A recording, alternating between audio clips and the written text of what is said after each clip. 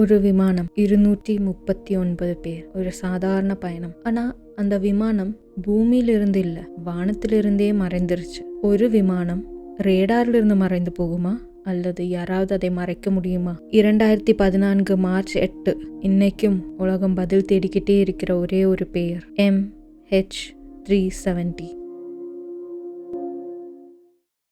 குவாலாலம்பூர் airport, இரவு 12:41. Boarding gate அருகில் மக்கள் காத்திருக்காங்க. சில பேர் வீட்டுக்கு போறாங்க, சில பேர் புதிய வாழ்க்கைக்காக போறாங்க. அந்த 239 பேரும் அவரவர் கனவுகளோடு நம்பிக்கையோடு விமானத்துல ஏறுறாங்க.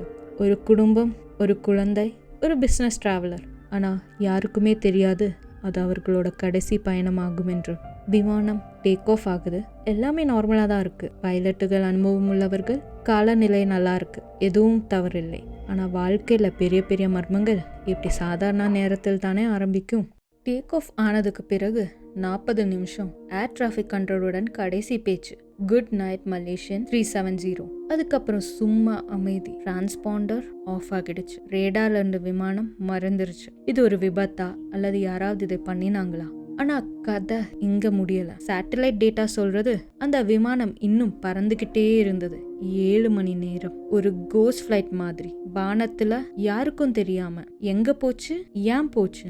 இப்ப கேள்வி, விமானம் எங்க போச்சுன்னு இல்ல, யார் அத அங்கே கொண்டு போனாங்க. உலகமே தேட ஆரம்பிச்சது. மலேசியா, சைனா, ஆஸ்திரேலியா எல்லாருமே சேர்ந்து தேடினாங்க. ஆனா எதுவும் கிடைக்கல. இப்போ தியரிஸ் வர ஆரம்பிச்சது. First, pilot suicide theory. Captain Zaharie அவர் ஃபிளைட் பாதை மாற்றி இருக்கலாம் என்று சிலர் நினைக்கிறாங்க. ஏன்னா ரேடார்ல இருந்து மறைந்ததுக்கு பிறகு விமானம் டைரக்ஷன் சேஞ்ச் ஆனது கன்ஃபார்ம் ஆகிறது. அதனால அவர் தான் கண்ட்ரோல் எடுத்துக்கிட்டு விமானத்தை வேற திசைக்கு கொண்டு போயிருக்கலாம் என்ற ஒரு சந்தேகம். பட் இதுக்கு உறுதியான ஆதாரம் எதுவும் கிடைக்கல. அவரோட பர்சனல் லைஃப்ல பெரிய பிரச்சனை இருந்தது, எதற்குமே ப்ரூஃப் இல்ல. அதனால இது ஒரு தியரி தான், உண்மை என்று சொல்ல முடியாது. Next, hijack theory. விமானம் ஹைஜாக் பண்ணப்பட்டிருக்கலாம், யாராவது உள்ள கண்ட்ரோல் எடுத்துக்கிட்டாங்கன்னு சொல்லப்பட்டது. ஆனா இங்க ஒரு பெரிய கேள்வி, ஹைஜாக்னா பொதுவா டிமாண்ட் இருக்கும், அல்லது யாராவது ரெஸ்பான்சிபிலிட்டி எடுப்பாங்க. ஆனா இந்த கேஸ்ல யாரும் எந்த டிமாண்டும் வைக்கல, யாரும் முன்னே வந்து எதுவும் சொல்லல. அதனால இந்த தியரியும் ஸ்ட்ராங்காக நிரூபிக்க முடியல. Third, technical problem. விமானத்துல பெரிய டெக்னிக்கல் ஃபெயிலியர் வந்திருக்கலாம், கம்யூனிகேஷன் சிஸ்டம்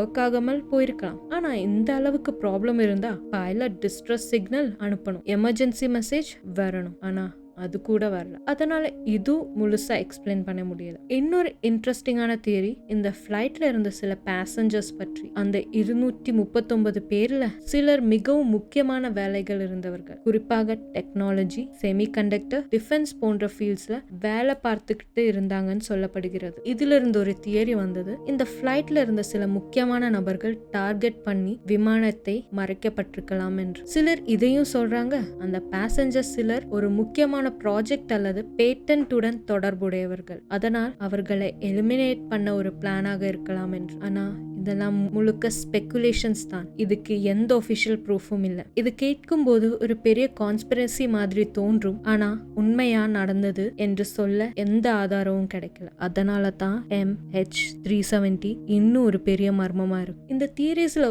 ஒன்று முழுசா மேட்ச் ஆகல. அப்படின்னா இது ஒரு ஆக்சிடென்டா, அல்லது பிளான் பண்ணி நடந்ததா? சேட்டலைட் டேட்டா மட்டும் ஒரு விஷயம் சொல்றது, விமானம் தெற்கிந்திய பெருங்கடல் பக்கம் திரும்பிச்சு. அது ஒரு பெரிய கடல், ஆழமா யாரும் இல்லாத இடம். அங்க ஒரு விமானம் விழுந்தா அதை கண்டுபிடிக்க முடியுமா? 2015 ஒரு சின்ன தீவு, ரியூனியன் ஐலாண்ட். ஒரு மனிதன் கடற்கரையில் நடக்கிறான். சாதாரணமாக எந்த எதிர்பார்ப்பும் இல்லாம அவன் கண் ஒரு பொருள்ல விழுது, ஒரு உடைந்த துண்டு. முதலில் அது முக்கியமா தெரியல, ஆனா அதை நெருக்கமாக பார்த்தப்போ அவன் புரிஞ்சுக்கிறான், இது ஒரு விமானத்தின் பகுதி. பின்னாடி இன்வெஸ்டிகேஷன்ஸ் ஆரம்பிச்சது. நாட்கள் கடந்து போச்சு. லாஸ்ட் ரிசல்ட் வந்தது. அது MH370 ஃபிளாப்பரான். அதுக்கப்புறம் ஒரு விஷயம் கன்ஃபார்ம், இந்த விமானம் கிராஷ் ஆகிடுச்சு. ஆனா எப்படி, ஏன்? இந்த கேள்விகளுக்கு இன்னைக்குமே பதில் கிடைக்கல. வருஷங்கள் கடந்து போச்சு, சர்ச் முடிஞ்சிடுச்சு, ரிப்போர்ட்ஸ் வந்துச்சு, ஆனா ஒரு ஃபைனல் ஆன்சர் இல்ல. MH370 இன்னைக்கு ஒரு மிஸ்ட்ரி தான். அது ஒரு விமானம் மட்டும் இல்ல, ஒரு பதில் கிடைக்காத கேள்வி.